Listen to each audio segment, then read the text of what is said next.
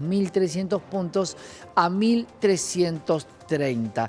Claro, ahora esto lo tenemos que contrarrestar con lo que a la Argentina le pasa sistemáticamente cada vez que viene una cosecha.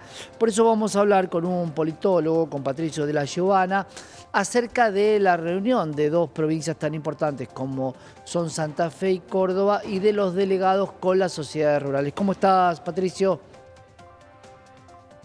Bien, ¿cómo están vos? ¿Cómo estás vos? Saludos a todos los colegas del canal. Muchas gracias y un gran saludo. Patricio, esto parece que sistemáticamente los gobiernos terminan enfrentándose con la capacidad o no de liquidación de divisas del campo argentino. Seguramente porque hay como una especie de mono ingreso de divisas o la mayoría de los ingresos vienen desde aquí. ¿Qué está pasando hoy con los delegados de la sociedad rural? Bueno, hoy y ayer estuvimos reunidos con los delegados y directores de la Sociedad Rural Argentina en la provincia de Córdoba, muy gentilmente invitados por el gobernador Martín Yarlora, y también nos reunimos con los ministros de Agricultura y Agroindustria de la provincia de Córdoba, Santa Fe y Entre Ríos. Hoy a la mañana también vino la vicegobernadora de Córdoba y la vicegobernadora de Entre Ríos, entendiendo que estas tres provincias son las más importantes de la producción agropecuaria junto a la provincia de Buenos Aires. A eso, ¿qué pasa con la provincia de Buenos Aires? ¿No fue convocada? ¿Fue un sondeo diferente o por una cuestión política era más complicado poder entablar una conversación? Bueno, hay una sintonía de trabajo que tiene la región centro, que de hecho tienen una articulación institucional donde trabajan juntas estas tres provincias y la provincia de Buenos Aires no la integra. Yo soy, por ejemplo, delegado para Balcarce en la provincia de Buenos Aires y me encantaría que el gobierno de la provincia de Buenos Aires pudiera estar y iniciativas de articulación y no lo hace.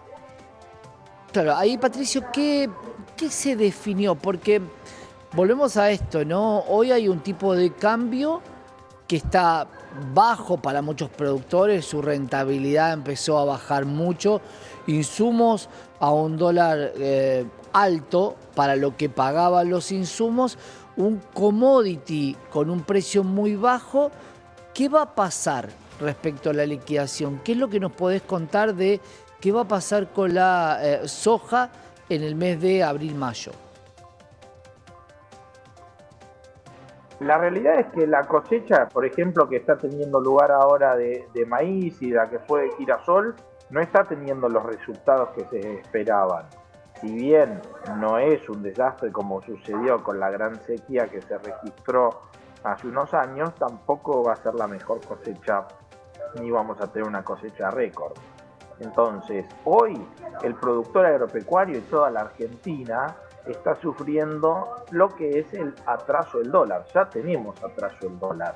Y además está impactando la inflación, una inflación que dejó de ser en pesos para tener inflación en dólares. Y nosotros tomamos precios en dólares, ¿no? Bueno, es delicada la situación. No es un momento de un boom económico para el sector agropecuario. Y si seguimos manteniendo las retenciones, que es algo totalmente distorsivo para la producción agropecuaria, las cosas y los números no van a dar. Claro, qué difícil, ¿no? Porque de alguna manera, cuando nosotros vemos en la economía que las retenciones claramente distorsionan un poco lo que es el comercio, pero también son parte de la recaudación con la cual se abastece a muchas partes del Estado, como por ejemplo las jubilaciones, ¿no? Es una manta muy corta la que tiene la Argentina como para tirar de un lado y tirar del otro.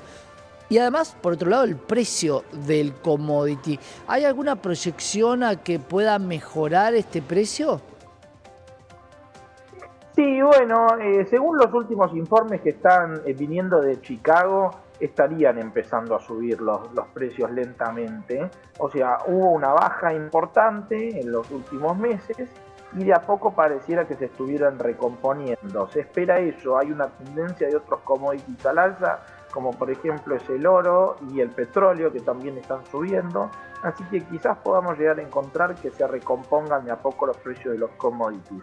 El problema que tenemos nosotros, a diferencia de Brasil o Uruguay, es que tenés el costo Argentina, que Claro. son las retenciones y la triple carga impositiva entre el gobierno nacional, provincial y las tasas municipales, que en algunos municipios, por ejemplo en la provincia de Buenos Aires, tuvieron aumentos del 350 o 400% en algunos municipios, en algunas localidades, ¿no?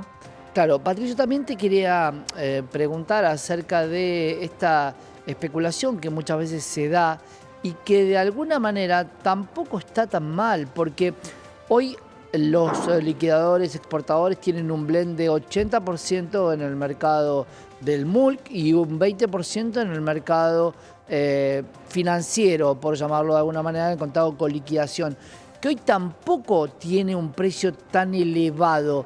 ¿Se va a tratar de pedir el cambio de ese blend o esa forma de liquidación? Bueno, se están evaluando distintas posibilidades. Primero, lo que nosotros como productores tratamos es de que el precio, digamos, al cual se pueda liquidar siempre sea el mejor y el más beneficioso para el productor. Eso es lo que vamos a defender, ¿no? Están sobre la mesa todas las opciones. Esto es importante recalcar y transmitir este mensaje. En la mesa están todas las opciones, bregamos por supuesto por el diálogo, pero si, digamos, no se pueden seguir teniendo una visión meramente extractivista del sector agropecuario. Y esa es la gran diferencia que vemos entre la provincia, por ejemplo, de Córdoba o de Entre Ríos ahora y la diferencia con la provincia de Buenos Aires, que es una visión que no vuelve a los pueblos y al sector agropecuario en beneficios reales, mejoras de caminos, infraestructura, abaratamiento de costos productivos. En el caso de otros productos como la yerba, se había eliminado el mínimo y ha perjudicado a muchos productores pequeños. ¿Esto está pasando o puede llegar a pasar también en el campo? Sí, puede llegar a pasar en el campo, sobre todo en estos periodos de corrección económica, lo que vos ves es la salida de los pequeños productores, ¿sí?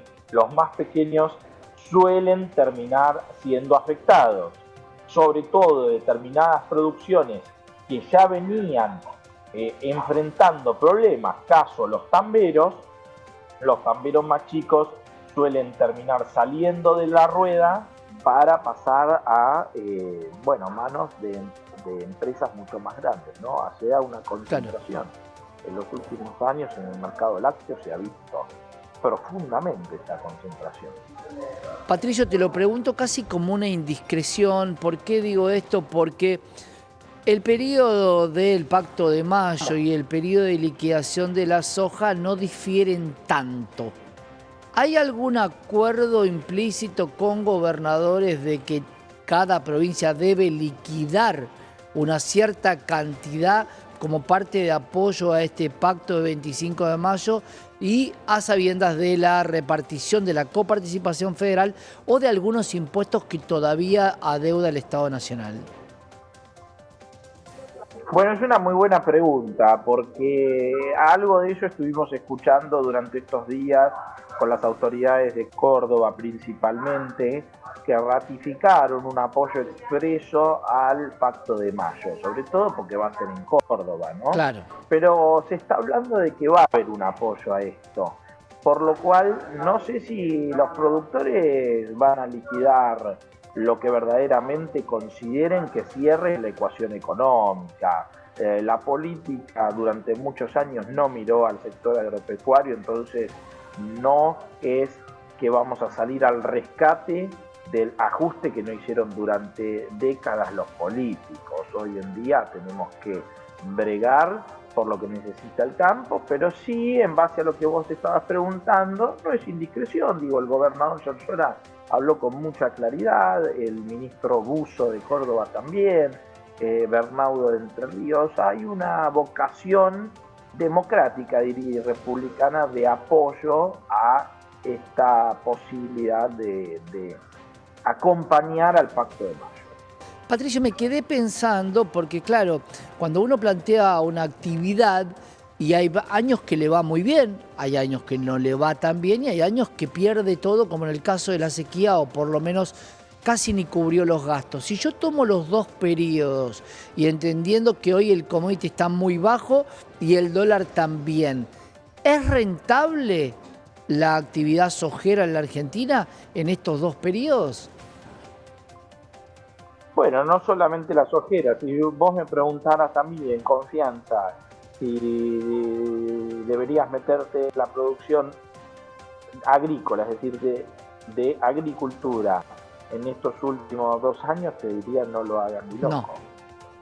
Claro, lo que pasa es que ya tenés la estructura, tenés la maquinaria, estás abocado a esta actividad y posiblemente tengas el campo. ¿Qué se habló del arrendamiento? Porque una de las grandes teorías acerca de el precio que tienen los campos y los arrendamientos y el retener soja en quintales para pagar el arrendamiento era el valor que tenían. ¿Se pudo hablar algo del precio del arrendamiento de los campos o de la forma de pagarlo? Posiblemente lo pueda pagar el Estado de alguna manera utilizando esos dólares que iban destinados a pagarle al productor, que después puede hacer otro negocio, ¿no? Porque el que arrenda el campo, por lo general, es una inversión. Sí, bueno, hoy en día tenés un precio, hoy se estuvo discutiendo, 50 litros de leche por hectárea, 45, entre 40 y 45 quintales por hectárea en la mejor región de Entre Ríos o de la provincia de Córdoba. Eso te da un promedio de 7, 8 kilos de carne, ¿sí? Te estoy dando parámetros de lo que estaría el valor del arrendamiento. Ahora, de ahí a que el gobierno de algún modo pueda cubrir esos arrendamientos, sí no lo veo probable. No, pensaba en algún instrumento financiero, Patricio, en algún instrumento que puedas vos no tener que no liquidar la soja o no guardar la soja para poder pagar, sino que tenga un dinamismo diferente, más allá de que cada uno pueda especular lo que quiera, ¿no?